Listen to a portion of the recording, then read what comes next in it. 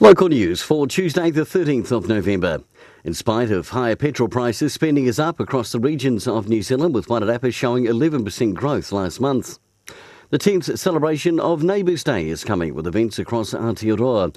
Coordinators Sissy Rock and Sam Orchard are running workshops across the country, with Wairarapa set to host one on the 21st. The aim of the cross-country mission is to both highlight the great work being done in local communities and to inspire and encourage people to participate in Neighbours Day and the 10th celebration of the special day. Minister for Regional Economic Development Shane Jones was in the region last night, speaking at the launch of the Wairarapa Economic Strategy. Wairarapa has set itself an aspirational goal to offer the best of rural and urban living in its strategy for economic development unveiled last night.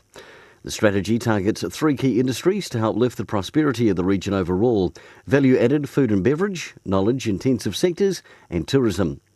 And finally, in sport, Gladstone are the 2018 Club Sevens champions, going back-to-back with a 24-20 win over Marist at Trust House Memorial Park on Saturday. Carterton finishing in third spot and Greytown in fourth.